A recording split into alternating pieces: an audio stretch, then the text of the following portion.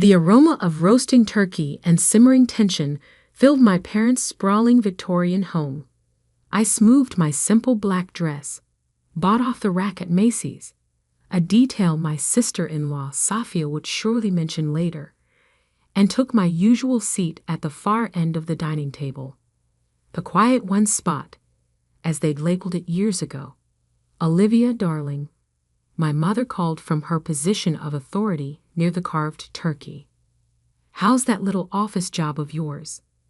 Still working those long hours for that, what was it again?" "Investment firm, Mom," I replied softly. "Blackridge Capital." My brother Marcus snorted into his wine glass.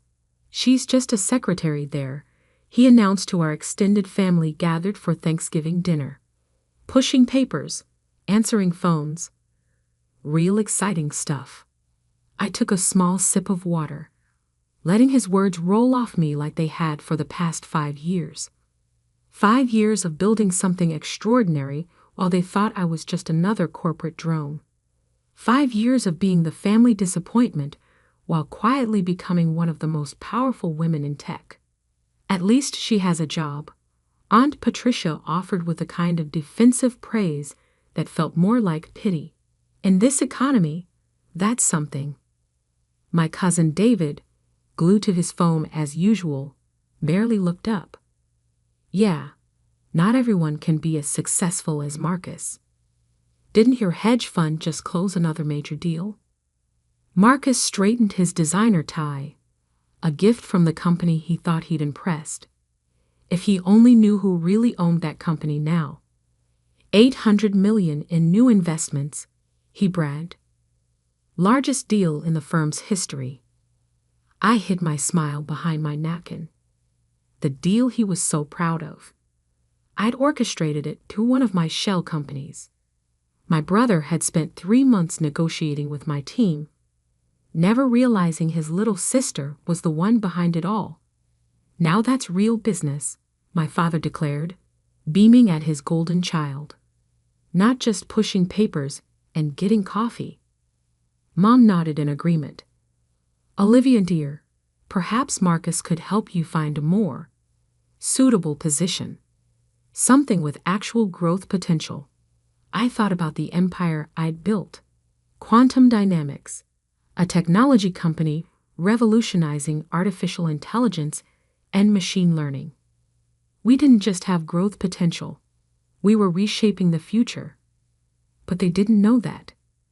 They didn't know that the quiet daughter they dismissed had just closed a deal worth more than their combined net worth.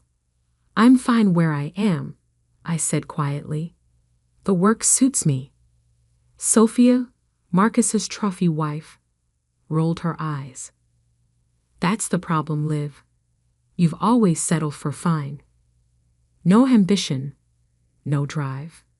Just sitting quietly in your little cubicle while the rest of us actually make something of ourselves." The room murmured in agreement.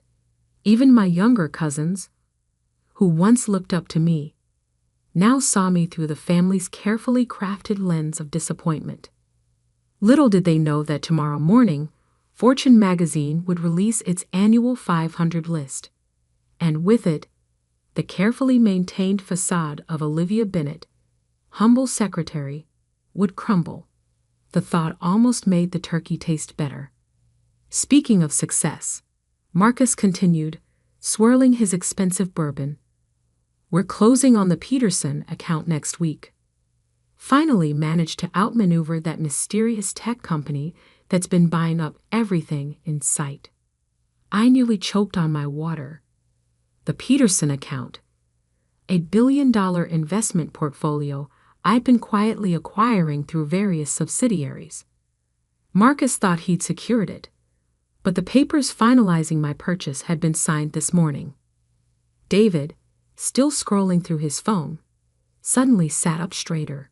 His eyes widened as he stared at the screen, then at me, then back at the screen.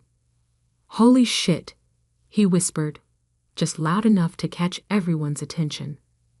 "Language," Aunt Patricia scolded, but David wasn't listening. "Olivia," he said slowly, Why is your face on Fortune's website? The room went still. Marcus reached for David's phone, but his younger brother held it away, reading aloud instead. Quantum Dynamics CEO Olivia Bennett joins Fortune 500 list. The secretive founder of the $2 billion tech empire. His voice trailed off as the implications hit. I set down my fork carefully, enjoying the way the color drained from Marcus's face. The way my mother's perfect posture crumbled slightly.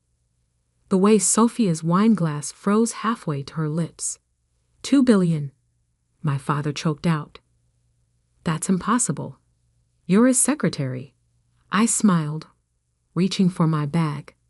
Actually, I said, pulling out a glossy magazine, an advance copy of tomorrow's Fortune issue with my face on the cover.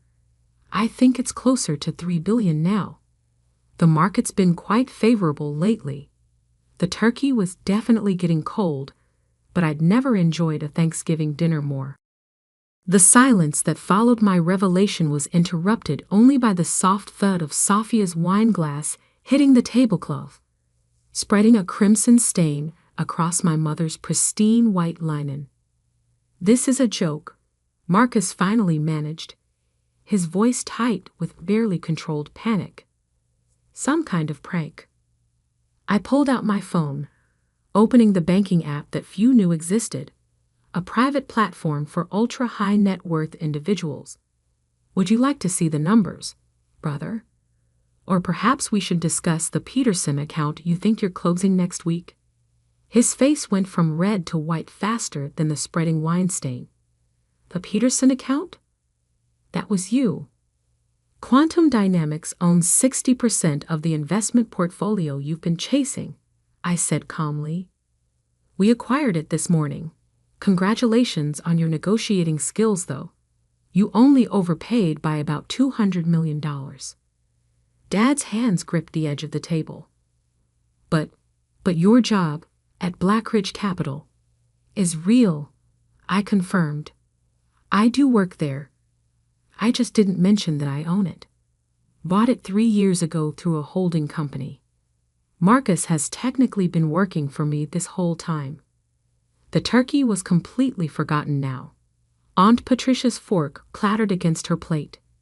David was frantically Googling my name, his eyes growing wider with each new article he found. Oh my God, he whispered. The mysterious tech CEO everyone's been talking about. The woman who revolutionized artificial intelligence. That's you. Mom found her voice, though it trembled slightly. Why didn't you tell us? We're family. I met her gaze steadily. Like you told me I'd never succeed in business. Like Marcus told me to stick to answering phones. Like Sophia suggested I focus on finding a husband because I clearly wasn't cut out for the corporate world. We were trying to protect you, Dad protested weakly. No, I corrected. You were trying to control me, to keep me in the box you created. The quiet one. The failure. The one who couldn't possibly build something extraordinary. My phone buzzed. A message from my CFO. Our stock just jumped another 12% in after-hours trading. The Peterson acquisition is already paying off. Marcus pushed back from the table abruptly. I need to call my office. They're closed for Thanksgiving, I said mildly. But don't worry. The termination papers won't be delivered until Monday. He froze. Termination?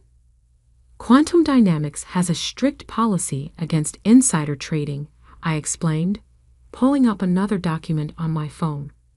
Your recent activities with the Thompson Fund violated several SEC regulations. As your employer, through Blackridge Capital, I'm obligated to report it. You're firing me? His voice rose. Your own brother. No, Marcus. I'm holding you accountable. There's a difference. Sophia stood up, designer dress rustling. You vindictive little. Careful, I interrupted. Your prenup has a morality clause. Marcus's illegal trading could void it completely. Though given his imminent legal troubles, there might not be much left to claim anyway. The room erupted in chaos. Mom was crying silently. Dad looked like he'd aged 10 years in 10 minutes. My cousins were furiously whispering among themselves, while Aunt Patricia appeared to be praying. I stood, smoothing my simple dress. I should go. I have an early meeting tomorrow. We're acquiring another AI firm in Singapore. Time zones, you know. Wait, Dad called out. Please. We can fix this, as a family. I turned back, my hand on the doorframe. Family? Was it family when you cut off my college fund because I chose computer science instead of business administration?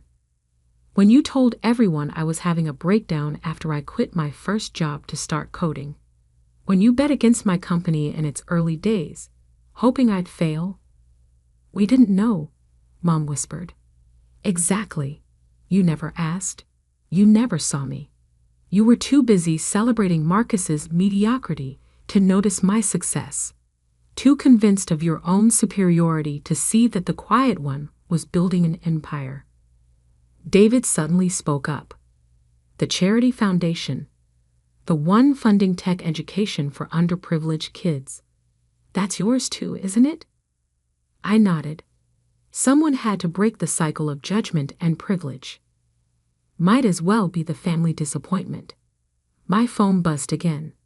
Miss Bennett, your car is waiting, my driver texted. Don't leave like this, Mom pleaded. Stay. Talk to us. I have been talking for years, I replied. You just never listened. But don't worry, you'll be hearing a lot about me now. It's harder to ignore a billionaire than a secretary. As I walked out, I heard Marcus's phone ring. Probably his broker calling about his rapidly tanking investment portfolio. Tomorrow, when the news broke about his insider trading, he'd have bigger problems than his sister's success. I paused at my car, looking back at the house where I had grown up feeling invisible. Through the window, I could see them all still frozen around the dining table, their perfect Thanksgiving shattered by the truth they'd never bothered to see. My driver opened the door. Where to, Miss Bennett? I smiled. The office. It's time to finish what I started. Because this wasn't just about revenge. It was about reshaping an entire industry, about proving that success doesn't always look like they expect it to. And I was just getting started. The morning after Thanksgiving, my face was everywhere. Forbes, Bloomberg, Wall Street Journal, all running the story of the secretive tech billionaire who'd built an empire in silence. The quiet revolution, they called it, if they only knew the half of it. I sat in my real office, not the modest cubicle at Black Ridge Capital, but the entire top floor of the Quantum Dynamics Tower downtown. Floor-to-ceiling windows offered a panoramic view of the city I'd quietly reshaped over the past 5 years. Your mother's called 6 times, my assistant Jessica informed me, setting down my morning coffee. Your father's trying to reach the board members, and Marcus, well, Marcus has bigger problems now. I pulled up the morning news on my tablet. SEC investigates major hedge fund for trading violations. The headline was diplomatic. The reality was anything but. The family lawyers are in the lobby, Jessica added. They're insisting on an immediate meeting. I took a sip of coffee. Let them wait. I have more important matters to handle. My phone buzzed with a text from David. Holy shit, cuz. Just saw the stock price. Why didn't you tell me? I smiled, remembering his face last night when he'd first seen the Fortune article. Of all my family members, he was the only one who'd ever shown genuine interest in technology. Maybe it was time to give him a real opportunity. Miss Bennett, Jessica interrupted my thoughts. The Singapore acquisition is ready for final approval. I nodded, turning to the wall of screens displaying real-time data from our AI systems worldwide. Another piece falling into place. While my family thought I was pushing papers, I'd been pushing boundaries. The intercom buzzed. "Your brother's wife is here. She's quite insistent." "Send her up," I said. Time to finish what last night started. Sophia burst into my office like a designer hurricane, all branded fury and expensive indignation.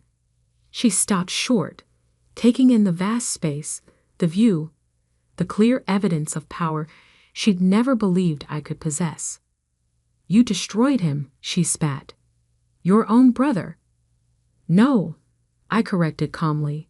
"Marcus destroyed himself. I just refuse to cover it up. He's facing criminal charges. He's facing consequences," I said, standing. Something this family has always been remarkably good at avoiding. She threw an envelope on my desk. "His career is over. Everything we built, everything you stole," I interrupted. "Did you think I didn't know about the embezzlement? The offshore accounts? The clients you and Marcus defrauded?" Her perfect composure cracked. "How? I own the banks you used, the firms you thought would hide your transactions. When you're quietly building an empire, you learn to watch everything." "What do you want?" she whispered. I sat back down, straightening a stack of papers.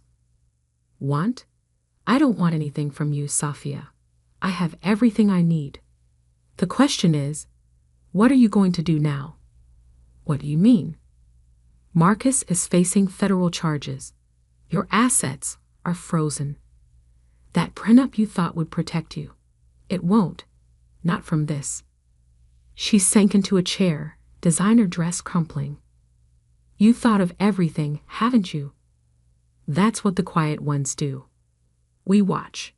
We learn. We plan." My phone buzzed again, a news alert.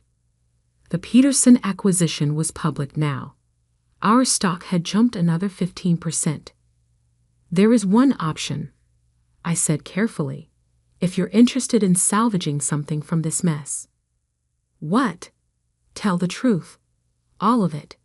Help the SEC unravel Marcus's schemes. In return, I'll ensure you have enough to start over. Somewhere far from here." "You do that? After everything?" "I'm not doing it for you," I said. "I'm doing it for the principle. Someone in this family should finally choose truth over appearance." She stared at me for a long moment, then nodded slowly. "Where do I start?" As Sophia left my office 30 minutes later, clutching a stack of documents that would help federal prosecutors, Jessica appeared with an update. "Your parents are still in the lobby, and the board of Harrison Tech, your father's company, is calling an emergency meeting. Apparently, their major investors are getting nervous." I smiled. Harrison Tech, the company that had cut off my college fund, that had bet against my success. Their stock was already falling as the market realized which side of the AI revolution they'd chosen. "One more thing," Jessica added. "David's here. Says he has an idea he wants to pitch." "Send him up," I said.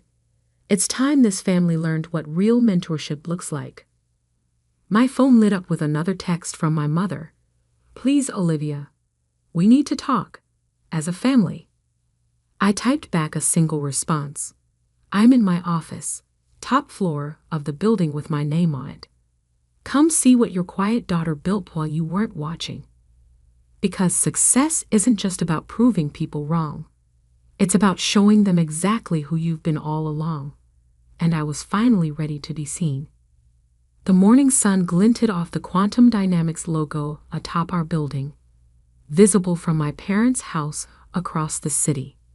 Let them look up and remember, Sometimes the quietest voice in the room is the one you should have been listening to all along.